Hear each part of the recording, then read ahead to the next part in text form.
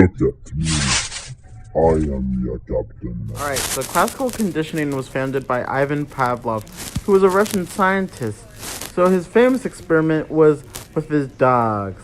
So he got a previously existing stimulus, which is the smell of food, and then he got a neutral stimulus, which was ringing the bell. So when you ring the bell and the food's there, that means the food's ready. So when the food's there, but there's no bell, the food isn't ready yet. So then he started to go ding-a-ling-a-ling-a-ling, and then the dogs are like, food! And then the dogs eventually, every time they heard the bell, they started salivating because they knew that the food was almost there and it was ready to be consumed.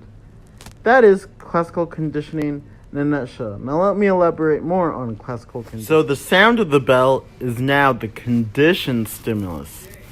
And now the salivation of the dogs is the conditioned response. So when a dog sees food, he immediately, and then that is the natural occurring stimulus.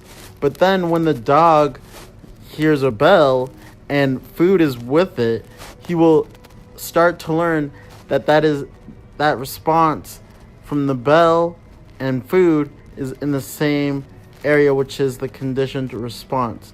So when I ring a bell, he immediately will start to, because it is time to eat and chow down. So the difference between classical conditioning and operant conditioning, classical conditioning is with an involuntary response and a naturally occurring stimulus, but with operant conditioning, it's with a voluntary response and a consequence. Because also with operant conditioning, you are going to make the behavior with rewards and punishment. With operant conditioning, you have to have a behavior that can either be rewarded or punished first. But with classical conditioning, you just have to associate something with an already naturally occurring event. So like, in the beginning in class, if I'm like, I am your captain now. Eventually, I am your captain. So with classical conditioning, there was a thing called taste aversion. So it was like a classically conditioned dislike for food.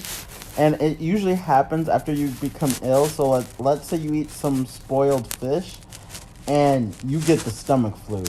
And man, that's rough, right?